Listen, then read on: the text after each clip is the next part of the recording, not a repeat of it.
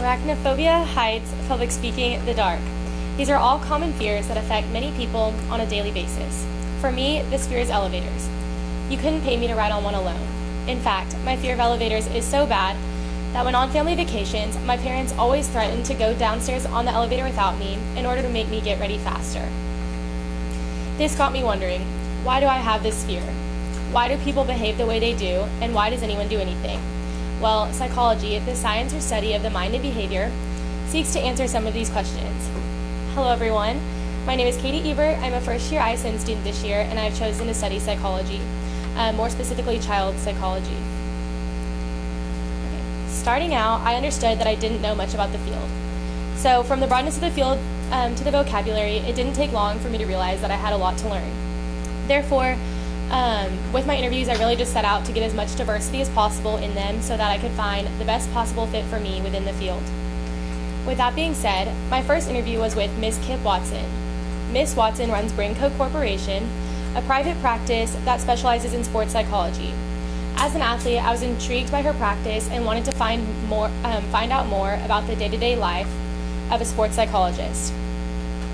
While physical performance is imperative for athletes to be successful, mental ability is also a huge part in their success.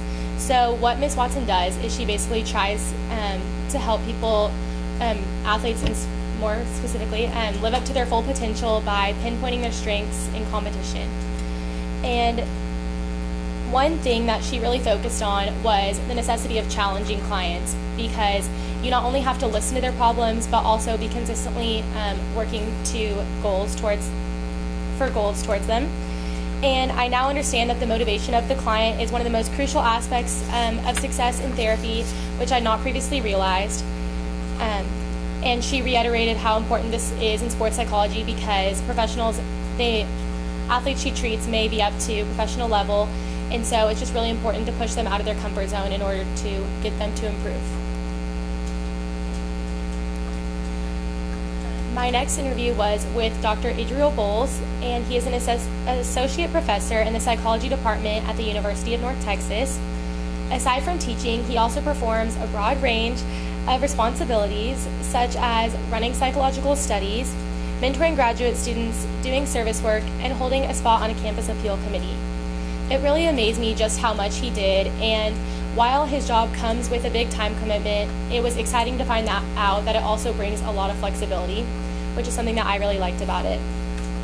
One quality that he felt really important for someone wanting to go into the research side of psychology to have is patience, because he mentioned that research studies that he does can take up to years to do, and may even then not yield the results that were expected or may not get published. So it's just important to stay optimistic and patient throughout everything. And finally, closing out the interview, something that he said that really stuck out to me was, what's the point of living if you aren't happy? So he made the connection that while doctors are really important in saving people's lives, there has to be something worth saving them for. And I just found that really inspiring.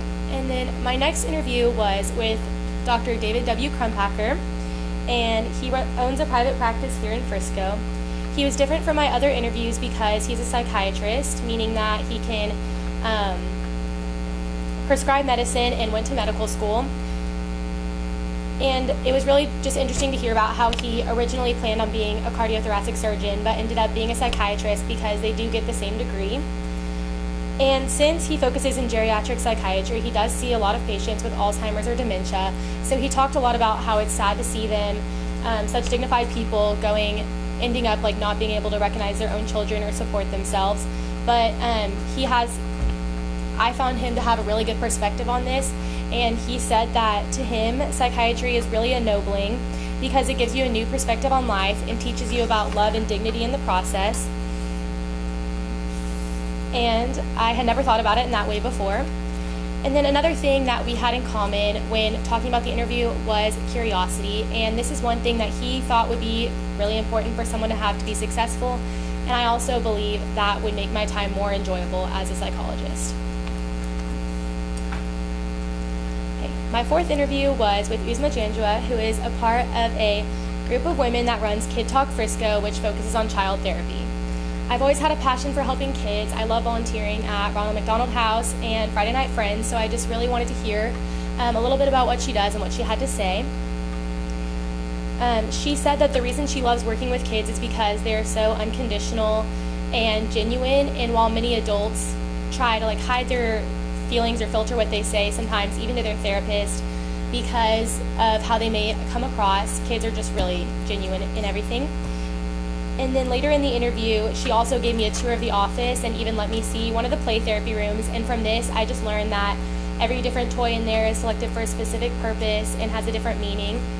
And that was really interesting. And then finally, one fun fact that I learned about her during the interview is that she also teaches a yoga class because she feels that it's a really good supplement to therapy and relieving stress and anxiety. And for that reason, she has a class that many of her clients actually get to attend. And then lastly, the last interview I'm going to be talking about today was held with Dr. Brooke West, who runs Hope Child and Family Center of Texas, which is a private practice that focuses in child psychology. Dr. West talked about how play therapy can act as a mirror for a child. So when she's in a play therapy room, she tries to constantly be reflecting with them so that they can see how they're coming across to others, and this can just really help them realize where the miscommunication may be occurring between their thoughts and actions.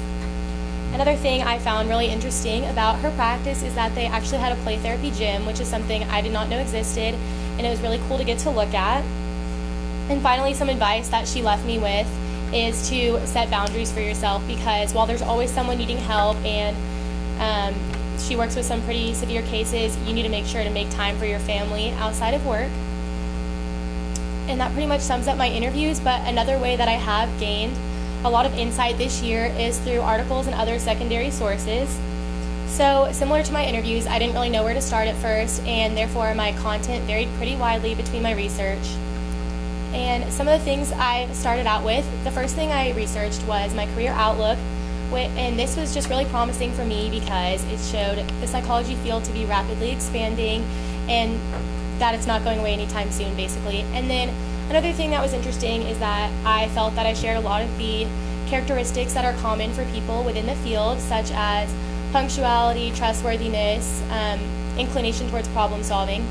And then the next assessment, I decided to learn about the effects of social media, just because it is such a big part of our daily lives today. And in school, I know we learn about how cyberbullying can cause anxiety and depression, and I did know that, but some of the statistics I learned were still really eye-opening. And another thing that I didn't really think about much before was also the effects of comparing ourselves constantly to celebrities and things like that. And then finally, from the UNT field trip, the class that I felt I gained the most from was the one that I attended over personality psychology. And some of the highlights of that class were learning about the big 5 personality traits that everyone is grouped into, as well as the Barnum effect, which kind of demonstrates why personality tests and horoscopes are able to be so effective.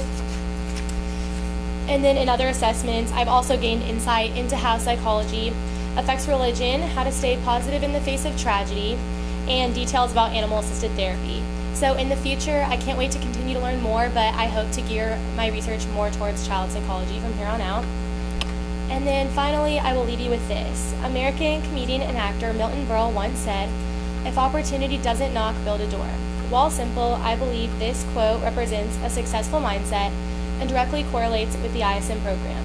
The knowledge I've gained so far, both professionally and psychology related, have already revealed that persistence is key.